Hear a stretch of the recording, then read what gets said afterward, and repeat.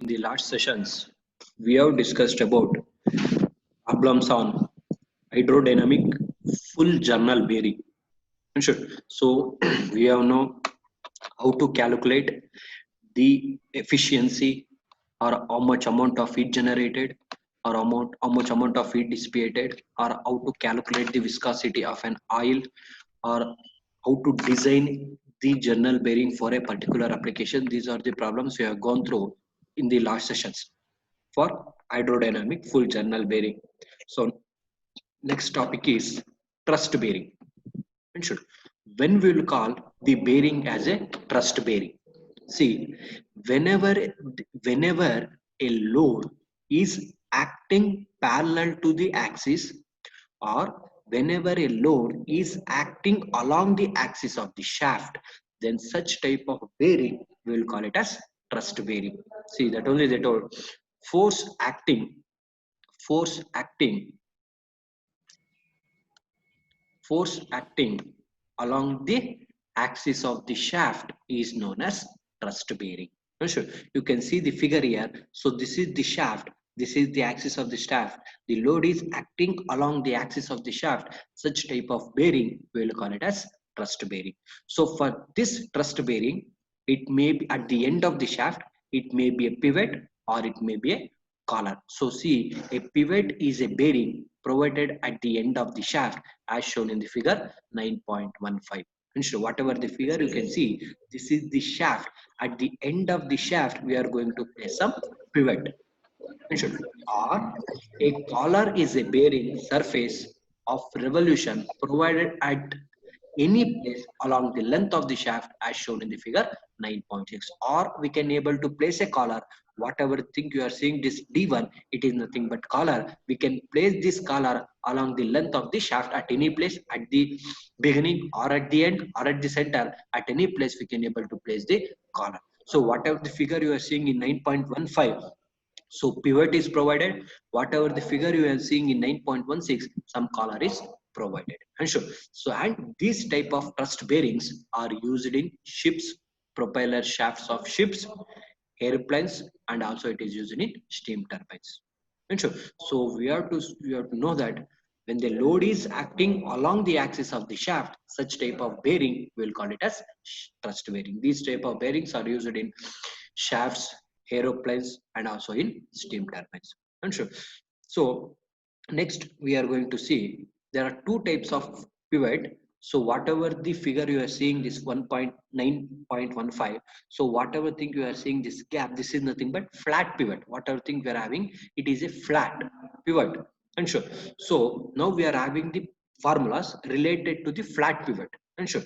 So here let D1 is the diameter of the shaft, D2 is the diameter of the hole in the truss disc. So we could call it as some disc or a hole. And sure, Dm is the mean diameter, and mu is nothing but coefficient of friction. N mu is nothing but frictional power. Small n is nothing but speed. Mt is equal to frictional torque. Load is nothing, W is equal to load acting on the shaft, and P is equal to intensity of the normal pressure. These are some of the notations. Now we will see what are the formulas related to the flat pivot. This flat pivot, it is of two theories. It is depend on the two theories. One is based on the uniform wear theory and based on the uniform pressure theory. So first we will see related to the uniform wear theory. So if we consider uniform wear theory, we are having four formulas. One is to calculate the total load. This is the formula to calculate the total load. And to calculate the mean diameter, dm is equal to d1 plus d2 by 2. And frictional torque, mt is equal to mu w into d1 plus d2 by 2. You will get in the equation number 24.114a. And frictional power, n mu is equal to mt into n divided by 9550, where mt in Newton meter. We have to substitute in Newton meter. So these are the four formulas related to the uniform wear theory to calculate the load, to calculate the mean diameter, to calculate the frictional torque, and to calculate the frictional power. Same thing, we are having formulas related to the pressure theory. So these are the four formulas to calculate the load, to calculate the mean diameter, to calculate the frictional torque, and to calculate the frictional power based on the pressure theory. Sure. So here the formulas will be different compared to the wear theory and compared to the pressure theory. So these are the two formulas, two theories you are going to use for flat pivot based on the wear theory and based on the pressure theory. So now we have discussed about the flat pivot, which is provided at the end of the shaft. And sure. So next we are having another type of pivot is nothing but conical pivot. So here you can see at the end of the shaft, some cone shape is provided here, right? So that type of pivot we will call it as conical pivot with some angle. And sure, here also same thing. Let 2 alpha is equal to cone angle of pivot. Alpha is equal to half cone angle. So whatever the thing you are seeing here, the total 2 alpha is nothing but total angle. If you consider only alpha, that is half of the cone angle. So here also for conical pivot also two theories is there. One is uniform wear theory. Another one is uniform pressure theory. So these are the three formulas to calculate the load, to calculate the frictional torque, and to calculate the mean diameter based upon the uniform wear theory. And also same thing, you are having three formulas to based on the uniform pressure theory to calculate the load, mean diameter, and MT. So these are the two theories. One is wear theory and pressure theory for the conical pivot. So previous we have discussed about the flat pivot, and this is the conical pivot. And sure. Next we are having collar bearing. And sure. So here at the beginning I told here, see in the figure 9.16 we are going to place a collar. Whatever thing you are seeing, this is D1, that is nothing but collar. We can place the collar at any place along the length of the shaft.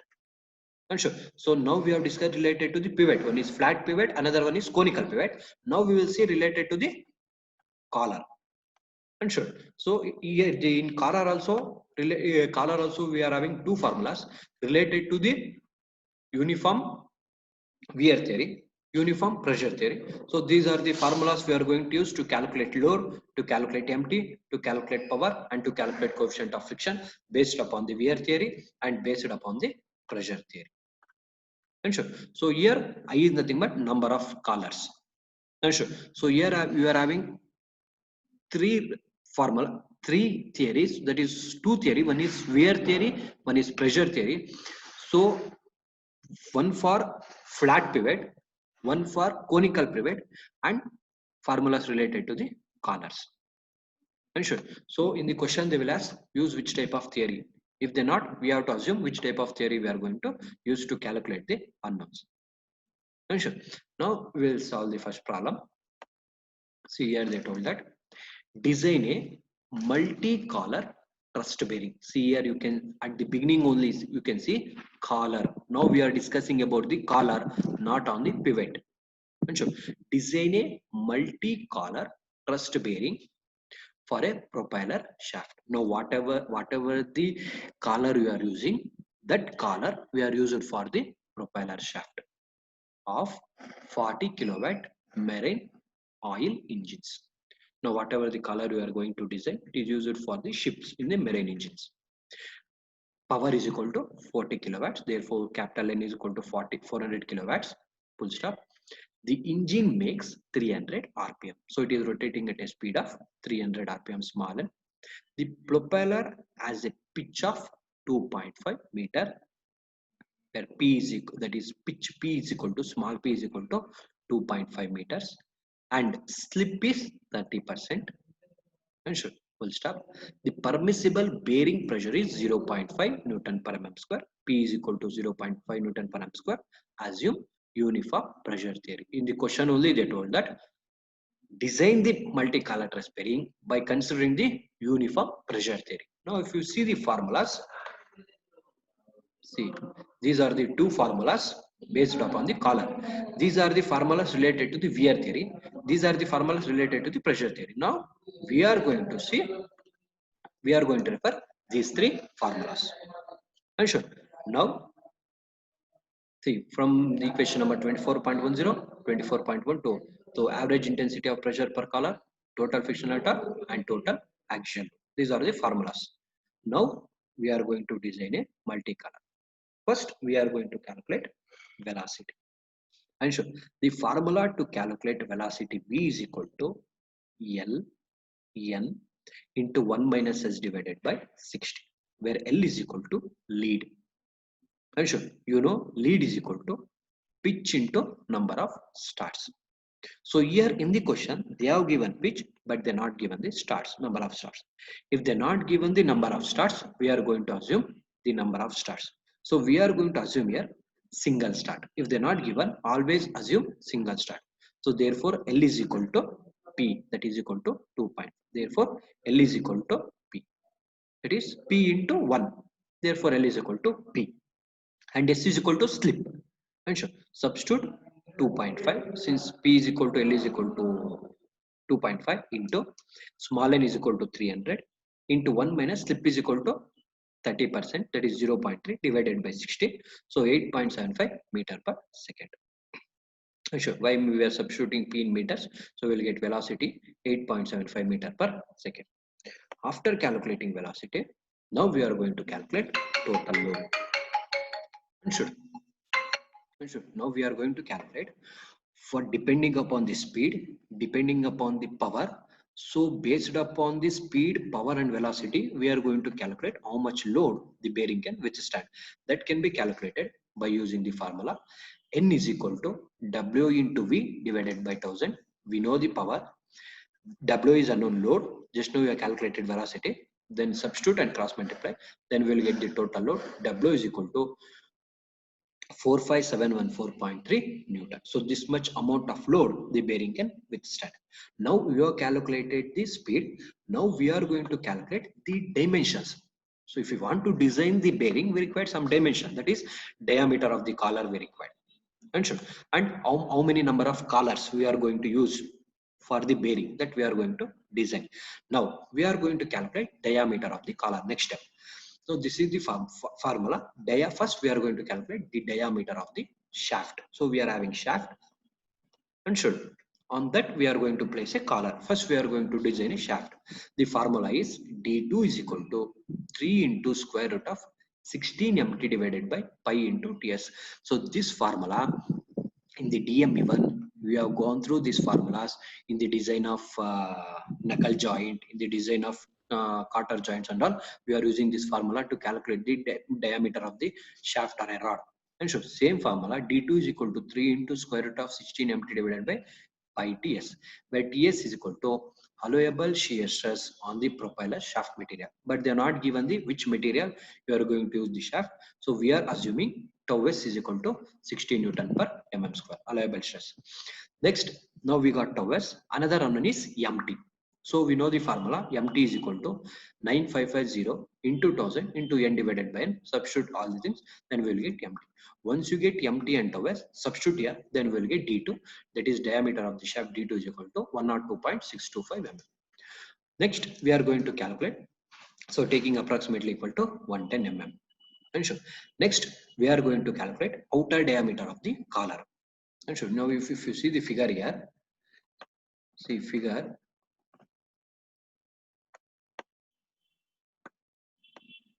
See here, this is the shaft subjected to the collar. So see the D1 is nothing but diameter of the collar. D2 is nothing but diameter of the shaft. And sure. So just now we have calculated diameter of the shaft.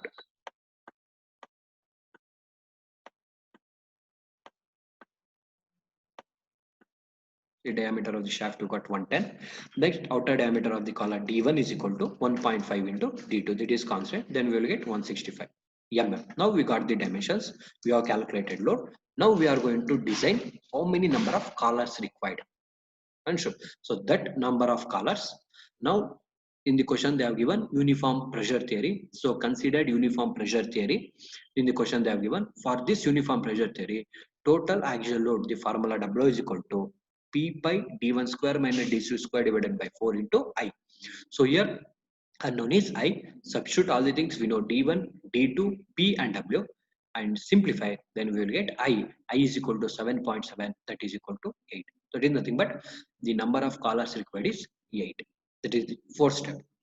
And the fifth step is frictional torque.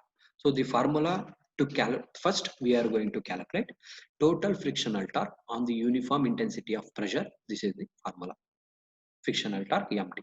But here the unknown is mu. And sure, we are going to calculate mu. So the formula to calculate mu for uniform pressure theory is 83.8 V to the power of 0.5 divided by P to the power of 0.67. Again here there is a unknown is nothing but P. It is nothing but actual intensity of pressure. So this P can be calculated by using this formula. P is equal to W divided by pi by 4 d1 square minus d2 square into I. So we will get P is equal to, see, it is in Newton per mm square. So we are calculating in meter square. Why means already I told MT should be Newton per meter. So we'll get in meters. So we'll get 0.481035 into 10 to the power of 6. Again, we are going to calculate, once you got P, then we are going to calculate mean diameter. dm is equal to, so this is the formula based on the pressure theory. We'll get dm is equal to 139.33, then rubbing velocity v. So we'll get v, substitute rubbing velocity, substitute actual intensity of pressure, then we'll get mu. Once you get mu, substitute everything in the MT formula, substitute here. So substitute here 1 by 3, substitute mu, W, D1, D2, again all the things, then we will get MT. So we will get MT is equal to 66.71 Newton mm. That is the frictional torque.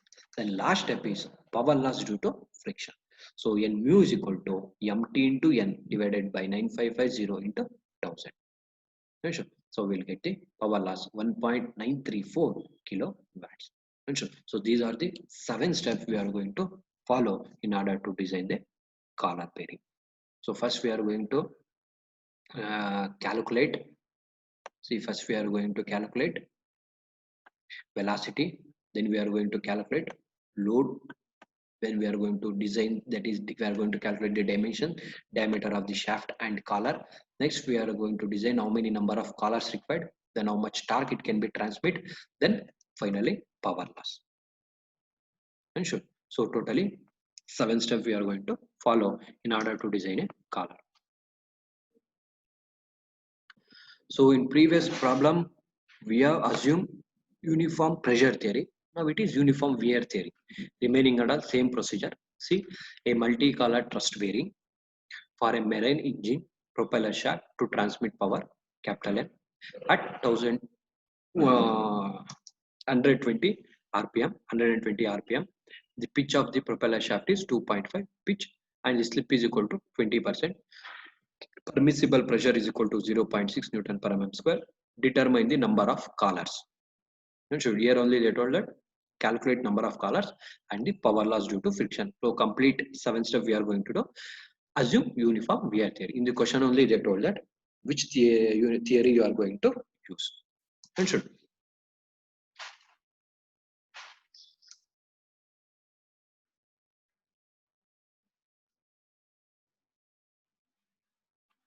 Now see, same procedure. First we are going to calculate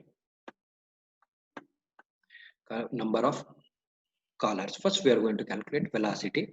So we use the same formula, L into N into 1 minus S divided by 60. So here also they not given the number of stars. Assuming number of stars is equal to 1, then L is equal to P, then we will get velocity.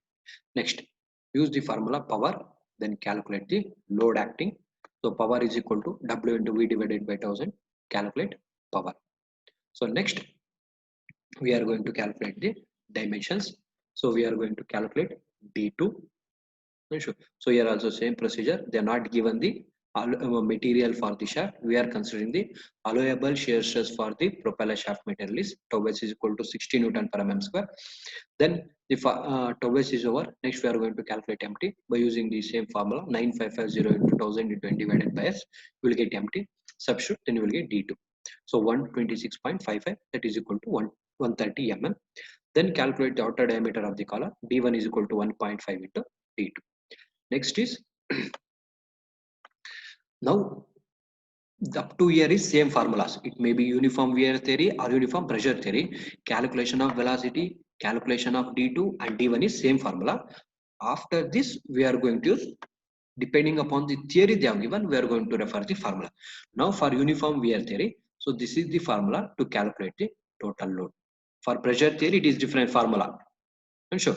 Now for uniform wear theory, total axial load W is equal to half into pi p d2 d1 minus d2 I. And sure. So here the unknown is I. Substitute all the things W, P they given in the question. You know D1 and D2, then we will get I 9.417. Therefore, number of collars is equal to 10. And sure. Now this is the first question they told. Next, another question is they told you to calculate the power loss. So the formula to calculate the power loss, see this is the formula. Power loss and mu is equal to MT into N divided by 9550 into 1000. So this is the formula. But here we are going to calculate MT. So whatever the MT you have calculated previously, it is not equal to this MT. Whatever the MT you have calculated here, this is the torque. But we are going to calculate MT there. That is nothing but total frictional torque for uniform rate of wear. So this is the formula based on the uniform wear theory. Here, if you see mu is unknown, so we are going to calculate mu. Sure. If you want to calculate mu, see this is the formula to calculate mu. Again here v is unknown. Rubbing velocity, it is not velocity previously calculated. This is rubbing velocity and this is actual pressure. And sure. So we are going to calculate rubbing velocity. So V by dmn divided by 60,000. Again here dm is unknown. The formula to calculate dm is equal to d1 plus d2 by 2. All these formulas is difference for pressure theory and wear theory. And sure. So once V is over, next we have to calculate P. So this is the formula to calculate P. Substitute W, D2, D1 and I, then we will get P. Once you get V and P, substitute here, we will get mu. Once you get coefficient of friction, substitute in my formula MT, then we will get MT. That is total torque based on the uniform wear theory. We will get 72238.6 Newton M. Once you get MT, so finally power loss in mu is equal to MT into N divided by 9550 into 1000. So finally we will get power loss is equal to 0.908 kilowatts. So these are the problem related to the wear theory. Previous first problem, it is related to the pressure theory. Formulas will be different for uniform wear and pressure. Understood? Yes, sir. Yes, sir. So and the last problem is, see this is the last problem. See here they told that determine the main dimensions. That is nothing but we are going to calculate the dimensions D1, D2. Those are the dimensions. Next, and power loss of a multi-collar truss bearing. So we are going to calculate second unknown is power loss for a multi-propeller shaft of 450 kilowatts. So power is equal to 450 kilowatts. Marine oil engine. The engine makes 250 RPM. N is equal to 250 RPM. So it is the printing mistake. It is 250 RPM. The shaft diameter is 150 mm and the speed of the ship is 5 meter per second. So here in the question they have given velocity and they have given diameter of the shaft. We are representing diameter of the shaft as D2. So now we are going to calculate here power loss and the main dimensions. So now you can see in this problem here they not given which type of theory you are going to use. If they not given, we are going to assume which type of theory we are going to use. Sure. Now same procedure. So we'll already velocity is given, no need of calculating. So next step is we are going to calculate load. So by using the formula, power is equal to W into V divided by 1000. Calculate the load. The it can withstand so 90 kilonewton. Next, outer diameter of the collar D1 is equal to 1.5 into D2. We will get D1 is equal to 225 mm. So that is the second step.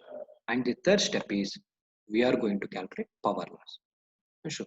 So same procedure as we are going to assume which type of theory. Sure. Now we are going to assume which type of theory.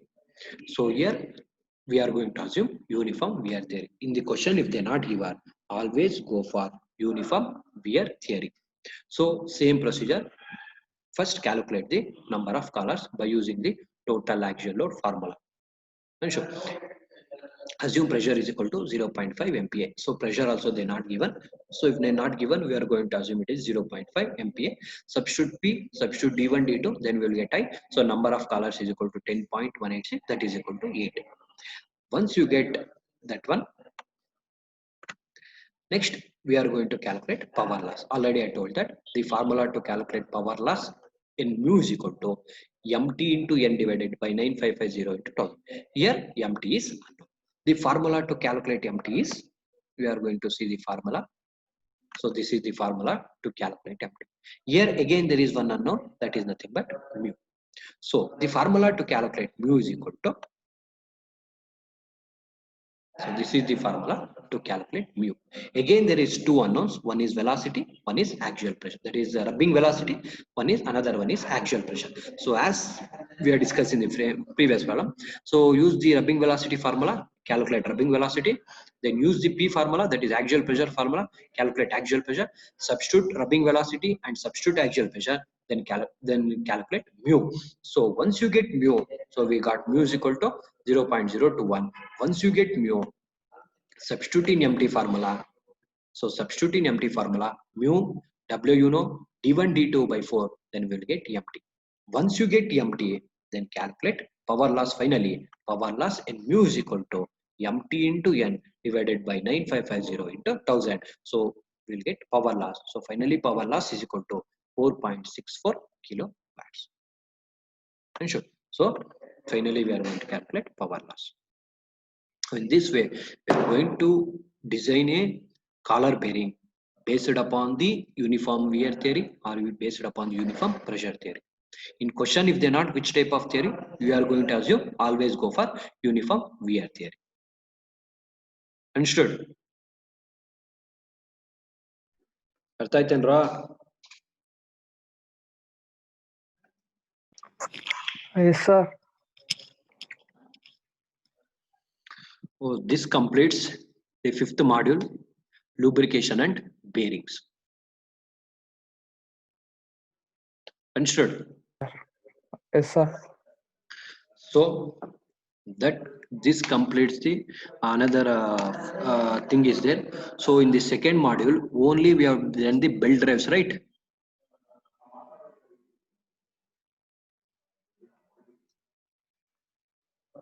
Matadra. Yes, sir. So in the second